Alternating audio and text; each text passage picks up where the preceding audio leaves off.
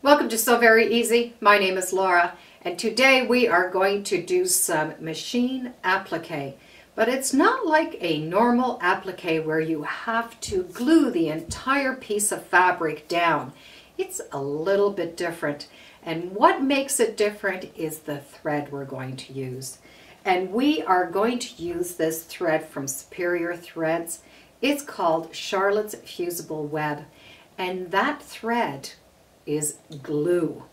I know it sounds very, very strange, but it is amazing because that thread, when heated with an iron, becomes glue. Now we are going to use this project with that particular thread in your bobbin. Now I had no problem putting this on my bobbin. I just slowed down the machine a little bit. But there is a note that I want to make at this point. And this is a glue thread, not a regular thread, so you are not going to want to be able to do regular sewing with it. So what I like to do is I like to take these little baby elastics and wrap the bobbin and the spool of thread and keep it in a bag all on its own. Because when you are finished that project, you really need to remember to take that bobbin out because it's not made to sew as you normally would. So keeping it together will let you know exactly what that bobbin is used for, and you will not have any mistakes happen. The other thing we're going to use is a polyester thread, and it's a mono polyester, and again it is from Superior Threads, and I have the sort of charcoal color. And this is going to go in the top. And before you do start your project, always do a test run. Now, because I am only going to be sewing on one piece of fabric, I will only test it on one piece of fabric. Now, if you look very close, you can see that bobbin thread, which is the fusible thread on the bottom, does seem to be a little bit thicker. And, well, the top thread you can barely see. And when you see this, this is going to change the way you think about gluing your applique shapes on. So the first thing you're going to do is you're going to take your applique shapes and you are going to trace them directly on your fabric, on the right side of the fabric. And you can just copy it with a magic marker. Just do a little fine Sharpie. And if you have a dark fabric, by the way, a silver Sharpie will show up on those dark fabrics. The next thing is you are going to sew, and you are going to sew with the fabric on the top so that the fusible will go on the bottom. And you do not need to backstitch or anything, you just need to sew around that applique shape and just go to the inside of the drawing line, and that is it. Go all the way around. When you're done, go and do your next piece. Do all of your pieces in advance, and well, then you'll be able to sit down and trim all those off. Let me make a note though. The thread is so fine, sometimes it is hard to see where it's coming in and going out. So start with a little starter piece, sew your applique shape, and you can either put on another little piece of scrap and go to the next, or just pull your thread out a little bit and go to the next shape.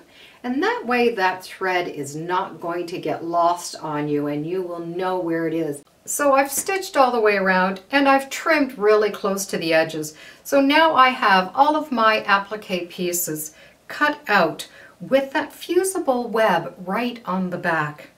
Now, if you're concerned about seeing any of that black magic marker and you are not going to be doing some kind of a finished edge on this, when you trace them, you can use something else that would wash out or steam out.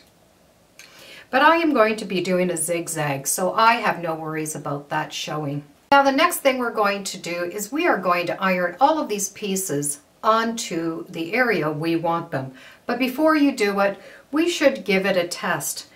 So what is going to happen is when the iron hits this fusible web, it is going to stick onto the other surface.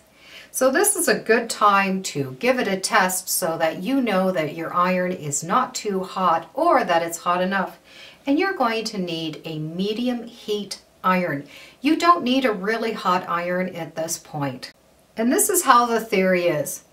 You have your top thread. You have your bottom thread. When you iron over top, while it is still warm, you're going to pull this thread off because you don't need the top thread and the bottom is going to stick. So definitely practice on some scrap fabric until you get the right temperature and the right speed. And you just go over top and this will come right off. And be sure to take the top thread off while this is still hot. Now if you want, you can give it a little bit more of a set and you have it glued down. Now you could do this two ways. You could do each step one by one. So you would have done this piece first, ironed it on here, but you cannot iron if the thread's already been sewn on. So you have to do it one step at a time. So what I like to do is I like to get them all done first since I have the machine set up. So then I am going to be able to work from my pattern bottom up. So I've done the surface where I'm going to want all of my pattern pieces done. And when I do sew them together, I do put the seams out flat, and that way it stays nice and flat when you do the applique. So now put the design exactly where you're going to want it to be. So all of my pieces are laid down where I think I'm going to want them. And this is a good time that I can reposition them. Now I cannot heat them all at once like this because I would not be able to move these threads. And if you want that top thread removed, then you need to do it piece by piece, which is not too hard. You can see which ones are going to be the bottom pieces and you can iron that piece down first. Remove the thread, iron the next piece down, remove the thread, and go forth on all of them. And then you will be able to go and do this piece, and then do the next piece, all in order, removing the thread as you go along. Now if you have a problem getting hold of that top thread, you can just use a stiletto and get underneath the thread just to start it until you can pull it. And if the top thread is not coming off, just give it another heat and it will be able to come off. If you do remove it when it is cold, it will have a tendency to fray your fabric and it won't look as nice. So I'm going to get all of these pieces down. So all of my top threads are off and this is all fused on. Give it a press from the back just to make sure everything is secured on. So what I'm going to do now is I am going to just do a finishing stitch all the way around. And that way all of these seams and my pencil lines are going to be covered. Now the other thing I like to do is I like to put a fusible web, very lightweight, on the back.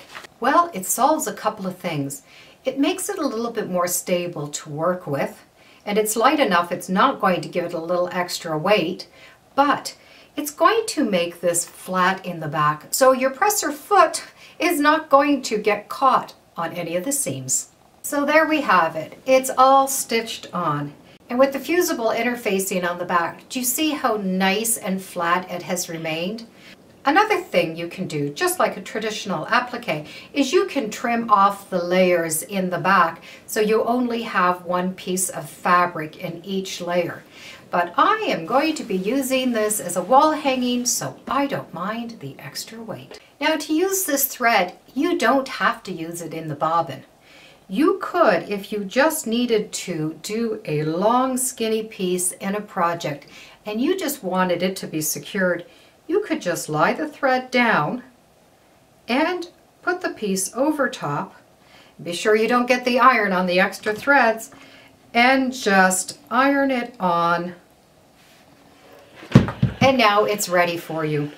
So I have an applique project done in an afternoon, and all I did was use all my leftover fabrics and using that fusible thread with that Monte Polo in the top is perfect because it comes off, I stitch it, and it's done. Fusing that back also helps speed up the time a little bit, so it keeps that fabric nice and taut for you. The only thing you really need to remember is take out that bobbin, because you do not want to sew with it and iron it and have it glued on something else. I do hope you've enjoyed today's episode of Sew Very Easy. Feel free to subscribe, and as always, come on back. Woo! And let's see what we're sewing next time in the sewing room. Bye for now.